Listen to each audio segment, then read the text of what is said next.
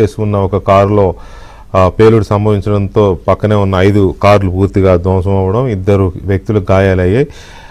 సుమారుగా సాయంత్రం 6:45 ప్రాంతంలో ఈ పేలుడు జరిగింది. అయితే దీనికి గల కారణాలేంటి, ఈ పేలుడికి ఉగ్రవాద చర్యలకి ఏమైనా సంబంధం ఉందా? ఎందుకంటే ఇవాళే 7 ఉగ్రవాదుల్ని పోలీసులు అరెస్ట్ చేశారు. పెద్ద భారీ ఒక పేలుడు ఉగ్రవాద కుట్రకి పోలీసులు అలాగే భద్రతా బలగాలు చెక్ పెట్టాయి. అయితే అప్పుడే ఇది జరగడం అనేది కొంత అనుమానాలకు తావిస్తోంది. అందువల్ల దీంట్లో కూడా ఉగ్రచర్య ఉందా అనేది దీని మీద మా Delhi bureau chief Krishna updates ఇస్తారు. Krishna, good evening. కృష్ణ, ఈ పేలుడికి ఎర్రకోట మెట్రో స్టేషన్ దగ్గర జరిగిన ఈ పేలుడికి ఉగ్ర కుట్రకి సంబంధం ఉందా? క్యాజువాలిటీస్ ఏమైనా ఉన్నాయా? ప్రస్తుతానికి అయితే మనకు అనుకున్న సమాచారం మేరకు క్యాజువాలిటీస్ ఏమీ లేవు. కాకపోతే గేట్ నెంబర్ 1 దగ్గర ఎర్రకోట దగ్గర ఉన్నటువంటి ఎర్రకోట మెట్రో స్టేషన్ గేట్ నెంబర్ 1 దగ్గర ఈ యొక్క సంఘటన జరిగినట్లుగా మనకి అర్థం అవుతుంది. అయితే దానికి సంబంధించి పోలీసులు అయితే ఇంతవరకు ఎటువంటి సమాచారం అందజేయట్లేదు. అయితే భారీ పేలుడు అయితే జరిగినట్లుగా తెలుస్తోంది. అయితే ఇందాక మీరు చెప్పినట్లుగా భారీ ఉగ్ర కుట్రను ఈ యొక్క పోలీసులు భగ్నం చేశారు ఈ రోజు. దానికి సంబంధించి కూడా మనం ఉదయం నుంచి కూడా ఇస్తున్నాం. దానిలో ఈ యొక్క దానికి సంబంధించి దీనికి ఏమైనా సంబంధం ఉందా అన్న కోణంలో కూడా చూస్తున్నారు.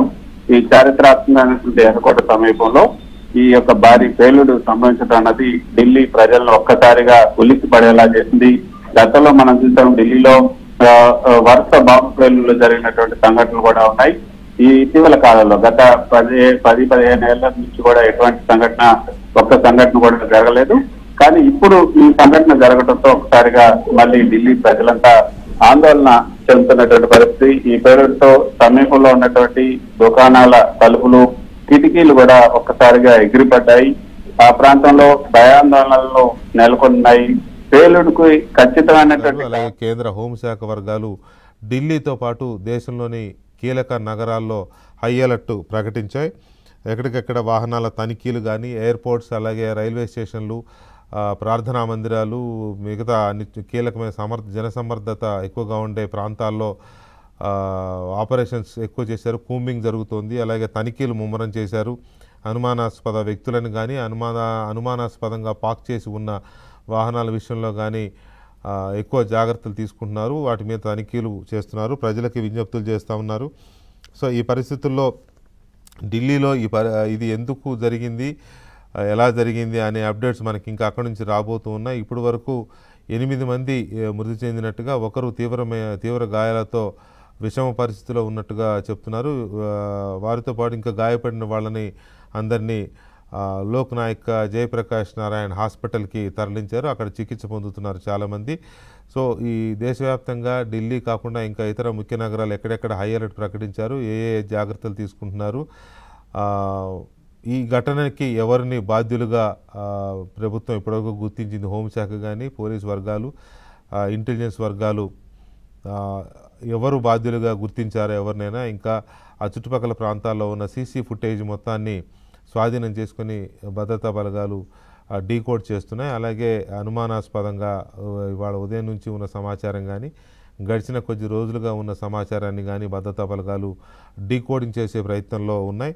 సో మనం చూస్తే ఒకసారి దేశంలో ప్రతిసారి ఒక పొలిటికల్ హ్యాపెనింగ్ లేదా ఒక డెమోక్రటిక్ హ్యాపెనింగ్, ఒక ప్రజాస్వామ్య క్రతువు జరుగుతున్న ప్రతి సందర్భంలోనూ ఈ తరహా ఘటనలు దేశంలో జరగడం ఆనవాయితీగా వస్తుంది. ఎందుకు జరుగుతున్నాయి ఇవి, ఉగ్రమూకలు ఎందుకు ఇలాంటి చర్యలకి దిగుతున్నాయి అనే దాని మీద కూడా కేంద్ర హోంశాఖ దృష్టి పెట్టాల్సిన అవసరం కనబడుతోంది. మృతుల సంఖ్య ఇంకా పెరిగే అవకాశం ఉందని చెప్తున్నారు. మనకి ఇంకా వార్తలు ఇంకా వస్తున్న కొద్దీ మృతుల సంఖ్య పెరుగుతుందేమో అనే ఆందోళన వ్యక్తమవుతోంది. ఎందుకంటే అది జనసమర్థంగా ఉండే ప్రాంతం. అలాగే ఢిల్లీ మెట్రో చాలా కిటకిటలాడే మెట్రో, చాలా ఎక్కువ ట్రాన్స్పోర్టేషన్ ఎక్కువగా ఉండేది ఢిల్లీ మెట్రో. ఆక్యుపెన్సీ రేషియో కూడా ఎక్కువగా ఉంటుంది ఢిల్లీ మెట్రోలో. కాబట్టి అక్కడ